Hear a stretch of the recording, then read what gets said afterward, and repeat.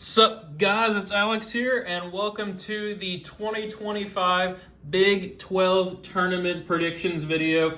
I've already done the SEC one, so if you haven't checked that out yet, go make sure you check it out. Had some fun upsets happening in that one. But we have had a crazy college basketball season to this point. Big 12, it has been a perfect microcosm of that. We'll kind of go into a team-by-team analysis here, but I just want to say it's been an insane college basketball season to this point. We have a ton of new conference realignments, which has thrown some extra wrenches into things. We've had a lot of surprise teams this year. We've had a lot of bad teams as well. I mean, really, we can go ahead and get started with this because the main one I want to talk about is this, really these kind of two teams here, but really this one right here, Kansas.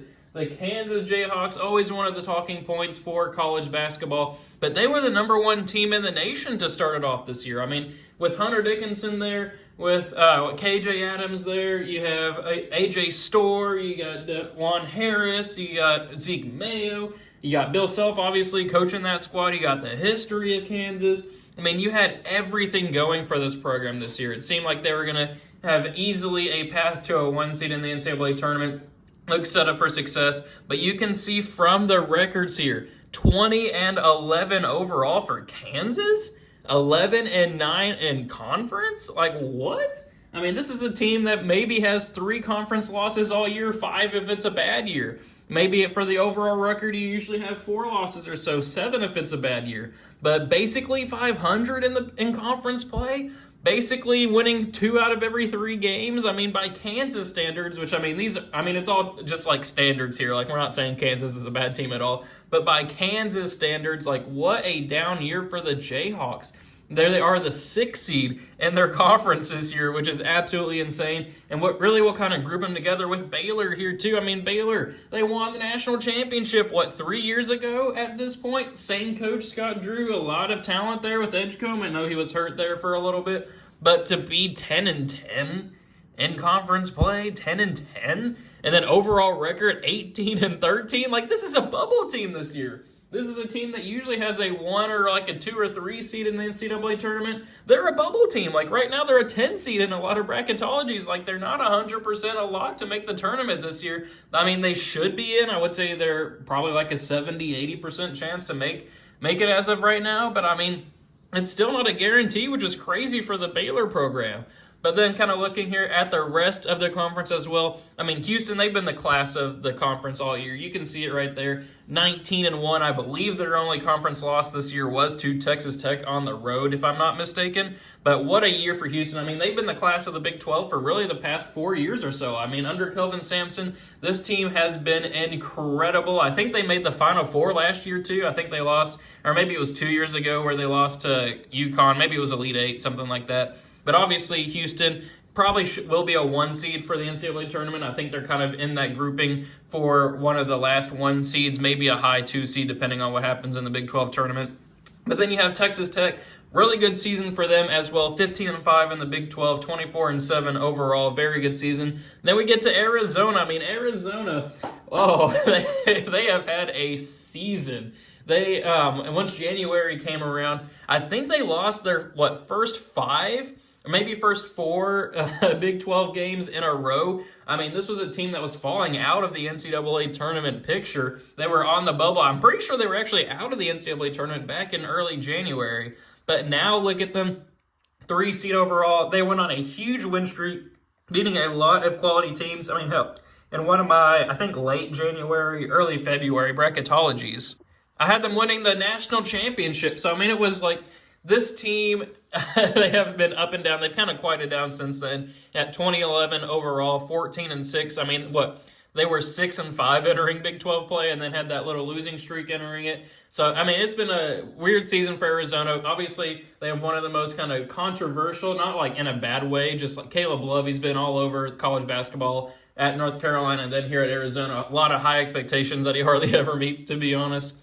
But Arizona, really good team. Then you have BYU, really the story of the league over the course of February. This team has really kind of come out of nowhere. They were on the bubble for pretty much the entire year and then have just been winning game after game after game. They are on an 8-game win streak right now, which is absolutely insane to be in conference play, like knocking off top teams, looking good while they do it too. Like BYU is a team to watch out for. I think they're showing up as like a 5 or 6 seed in the NCAA tournament now. Then you have Iowa State. Iowa State, a team that was a 1 seed. They were like number 3 in the nation for pretty much the entire year up until about mid-February. Then a flip switch in a bad way. Now 13-7 in conference play, 23-8 overall. Now showing up as like a 3 seed, even a 4 seed in some bracketologies. They have not had a good end to the season. Then I've already talked about Kansas and Baylor. West Virginia, a team that has been a surprise this year, to be honest. Not much was expected for freshman head coach DeVries. I can't remember. I think his name's Gavin DeVries, something like that. But they had their top player, Tucker DeVries, get hurt very early on in the season. So I'm kind of surprised they were able to hang on. Like, this team's kind of been hanging around the bubble all year long. They've got some big wins. Like, they beat Gonzaga at one point. They've beaten a couple of really other good teams, especially on the road this year. But sitting at 10-10 in conference play, 19-12 overall. It's been a good season for them, I would say, overall. It's been up and down. It's been inconsistent, but I'd say overall, if you're a Mountaineer fan, I think you're happy with the way that this season has progressed, and they should make the tournament. They'll probably be one of those like 10 seeds or maybe even a first 4 game, depending on what happens. But a good season overall for West Virginia. But that kind of takes us here to everybody else in the league. We'll kind of touch on them individually,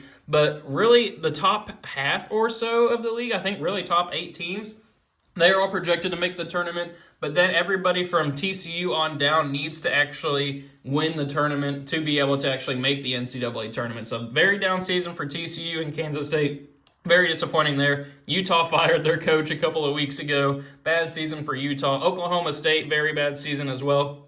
Cincinnati, a team that was on the bubble picture for a while. I mean, they were projected to be in the tournament for a while, but they are not looking good here. Obviously, sitting 7-13 in conference play, 17-14 overall. I mean, they were 10-1 before Big 12 tournament or the Big 12 play started. So Cincinnati, I mean, they've had some bad losses too. That was a team that a lot of people had belief in earlier in the season, but they have just not shown up in conference play. And you have UCF, Arizona State, and Colorado as well. Horrible seasons, especially for Arizona State and Colorado, sitting at 4-16 and then 3-17 in there. So bad seasons overall for a lot of the team. It feels like a very top-heavy conference here in the Big 12. Not as bad as the ACC, but now we're about 7 minutes into the video. Let's go ahead and start making our conference tournament predictions. So the top 4 seeds in the Big 12 get a double bye. So Houston, Texas Tech, Arizona, and BYU all getting first or double byes. And then the 5 through 8 seeds also getting a single bye. So you had Iowa State, Kansas, Baylor, and West Virginia. So we'll start it off here with the first round. Colorado versus TCU. I think you got to go with TCU winning this one here. I don't think Colorado's going to give them too much of a hassle there in the first round. So we'll go with TCU. So then our second first round matchup here, we have Oklahoma State and Cincinnati.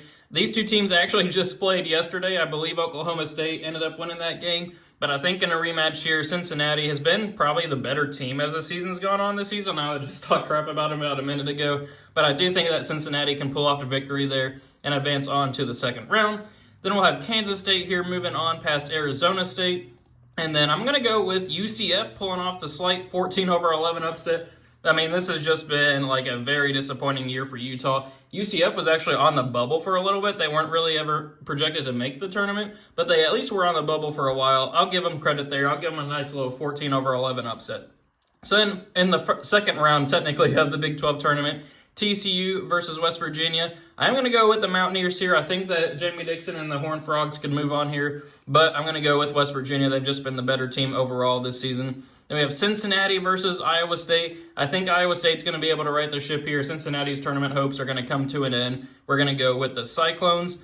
Kansas State versus Baylor. I think Baylor's starting to right the ship too. I'm going to go with them over Kansas State. Another bad year for Kansas State. Baylor, I think, starting to right the ship. And then we have UCF and Kansas. We're going to go with Kansas moving on as well. So we do have all top 8 seeds here in the quarterfinal round. So, I mean, that's just how I see that part playing out. Or maybe this is the second round. I guess we have finals there, semifinals. Yeah, so quarterfinal round here. So I mentioned at the top of the video, it's a very I'd say top half heavy, not necessarily top heavy, but top half heavy. I feel like there's kind of a clear tier break. Don't really see that upsets happening too much in the Big 12 tournament, at least to this point. But now for a spot in the conference semifinals, Houston versus West Virginia. I don't see an upset happening there. I got Houston advancing on past West Virginia. Then BYU and Iowa State. These two teams actually just played, I think, earlier this week, to where BYU ended up going on the road, beating Iowa State in overtime. It might have been double overtime. I can't remember. At least it was one overtime. But I am going to go with Iowa State pulling off the 5/4 upset here. I think Iowa State's starting to right the shit. BYU's running hot. They'll make a run in the NCAA tournament. But I'm going to go with Iowa State here, even though they did just lose literally to BYU. That's kind of a theme I have with also Cincinnati beating Oklahoma State. I think the Cyclones right the ship. They've been a top 5 team for most of the season. I'll go with the Cyclones there in a slight 5/4. So in Baylor versus Texas Tech, I'm actually going to go with Baylor pulling off a 7/2 upset. So Texas Tech is a team that I believe can make like an Elite 8 run in the NCAA tournament. Obviously, they're the 2 seed in the Big 12 for a reason. But I think come tournament time, Scott Drew squad's going to start to turn it on a little bit. There's always an upset that happens to a high seed team early on in the Big 12 tournament. I feel like that's just Big 12 craziness there in the old Phillips 66 Big 12 tournament. So I think it's going to be Baylor doing that to Texas Tech. Then Kansas versus Arizona. I'm also going to go with Kansas. I think Kansas starts to right the ship a little bit. Maybe that's just believing in that team on name recognition, but they did just play yesterday, actually, at home. Kansas beat Arizona by, I think, around 10 points or so. It was a pretty close game at one point until Kansas pulled away at the end. I think this is kind of a weird situation there with Kansas as a 3, Kansas as a 6, Arizona as a 3. Give me Kansas advancing on there. So then in our semifinal, we have the 1 seed, but then 5, 6, 7. So we did have top 8 teams all making the quarterfinal round, but we had the 2, 3, and 4 seeds all losing in that round. So now for a spot in the Big 12 championship game, Houston versus Iowa State. I mean, you got to go with Houston right now, man. I don't know how you can pick against them. Then Baylor versus Kansas. Give me Kansas making the Big 12, which has got the championship game, which is kind of funny with the way that the season has gone for Kansas for them to be in the conference tournament again in the championship game again this year. I mean, maybe if they got paired up against BYU, I think that BYU could have beaten them. But that's just how the bracketing ended up playing out. I say that all the time for the NCAA tournament. It's all about how the bracketing works, because you could have 2 teams that you could have in the national championship game, but if they're in the same region, I mean, only one can make it out and even make the Final Four. So that's always fun about bracketing. But here for the not national championship, for the conference championship, the Big 12 championship, Houston versus Kansas.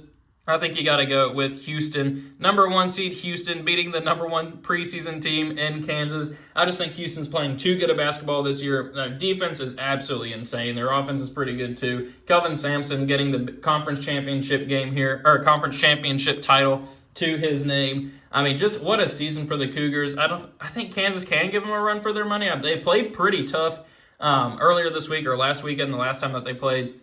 But I got to go with Houston. Top overall team in the conference this year for a reason. 1 conference loss. I don't think that changes here in the tournament. We have Houston winning it all. So thank you guys for watching. I really hope you enjoyed it.